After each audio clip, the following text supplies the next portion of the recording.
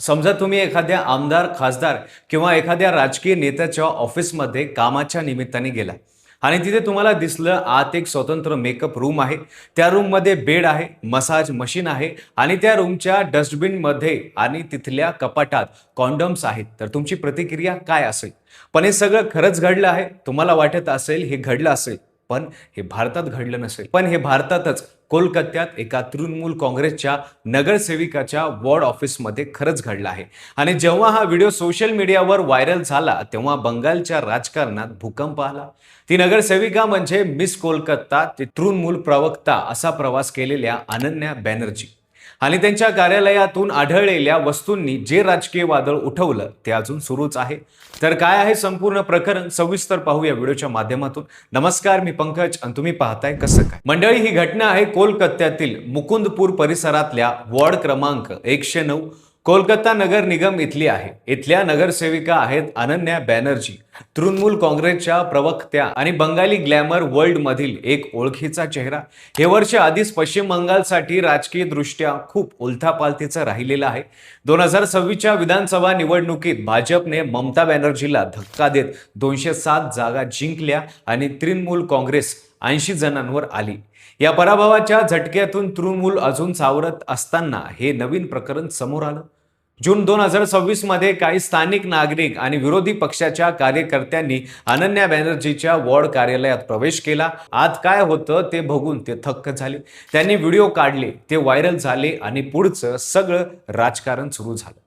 आधी जाणून घेऊयात की अनन्या बॅनर्जी आहेत तरी कोण, कारण या प्रकरणाचा राजकीय संदर्भ समजायला त्यांची पार्श्वभूमी महत्वाची आहे.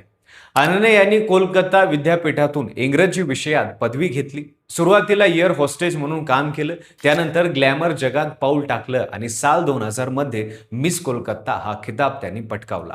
5 फूट 10 इंच उंचीच्या आकर्षक व्यक्तिमत्वाच्या अनन्यांनी बंगाली चित्रपट सृष्टीतही काम केलं. त्यांचं लग्न भाजप नेते आणि अभिनेते जॉन बॅनर्जी यांच्याशी झालं होतं. ऑगस्ट 2025 मध्ये त्यांचं निधन झालं. 2009च्या आसपास त्यांनी ममता बॅनर्जीच्या तृणमूल काँग्रेसमध्ये प्रवेश केला. 2015 मध्ये पहिल्यांदा वॉर्ड क्रमांक 109 मधून नगरसेविका म्हणून निवडून आल्या आणि 2021 मध्ये पुन्हा तेच पद राखलं. महिला विकास आयोगाच्या अध्यक्षा आणि राजबाल हक्क संरक्षण आयोगाच्या सदस्य म्हणूनही त्यांनी काम केलं आहे. आता येऊयात मूळ प्रकरणाकडे. सोमवारी सकाळी काही स्थानिक नागरिक आणि विरोधी पक्षाच्या कार्यकर्त्यांनी मुकुंदपूर येथील वॉर्ड ऑफिसमध्ये प्रवेश केला. आज शिरताच त्यांना जे दिसलं ते पाहून ते चक्रावले. कार्यालयात एक स्वतंत्र मेकअप रूम होती, बेड होता, मसाज मशीन होतं, फ्रीज आणि मायक्रोवेव्ह होता. रोख रक्कम होती. कागदपत्राच्या रूपात प्रॉपर्टी डेव्हलपर्स कडून किती वसुली संबंधित कथित नोंदी होत्या आणि सर्वात महत्त्वाचं म्हणजे कपाटात कॉन्डमच्या साठा होता. या कार्यकर्त्यांनी संपूर्ण कार्यालयाचा व्हिडिओ काढला. तो व्हिडिओ काही तासात सोशल मीडियावर व्हायरल झाला. लाखो लोकांनी तो पाहिला. हजारो कमेंट्स आल्या, मीम्स तयार झाले आणि भाजपनं या प्रकरणावर ताबडतोब आक्रमक भूमिका घेतली. भाजप नेत्यांनी थेट आरोप केला की हे कार्यालय लोकसेवेसाठी नाही तर खाजगी आणि बेकायदेशीर कारणांसाठी वापरलं जात होतं. हे केवळ व्यक्तिगत भ्रष्टाचार नाही तर सत्तेचा उघड गैरवापर असल्याचं त्यांनी म्हटलं. तृणमूलच्या कार्यपद्धतींवर प्रश्नचिन्ह उपस्थित करण्याची हीच संधी म्हणून विरोधकांनी हे प्रकरण धरलं. मंडळी, या प्रकरणात अनन्या बॅनर्जी यांनी या प्रकरणी कोणतीही माफी मागितली नाही, कोणतेही आरोप मान्य केले नाहीत. उलट त्यांनी थेट पलटवार केला. न्यूज 18च्या वृत्तानुसार अनन्या यांनी सांगितलं की कार्यालयात असलेल्या वस्तू म्हणजे अधिकृत फाईल्स आणि मदत साहित्य आहेत. ईद सारखे सण नुकतेच झाल्यामुळे कपडे आणि इतर साहित्य तिथं असणं स्वाभाविक असल्याचं त्यांनी म्हटलं. संपूर्ण प्रकरणाला राजकीय काटकारस्थान म्हणत त्यांनी विरोधकांवर आरोप केला की त्यांना जाणून बुजून टार्गेट केलं जातंय. हे उत्तर पुरेसं होतं का? ते प्रश्न सोडवणार होतं का? नाही. उलट यामुळे वाद आणखीन पेटला. कारण जनतेला उत्तर हवं होतं ते याचं की सार्वजनिक कार्यालयात या वस्तू कशासाठी होत्या. त्या प्रश्नाचं उत्तर मात्र मिळालेलं नाही आणि इथेच या प्रकरणाला वेगळं वळण लागलं.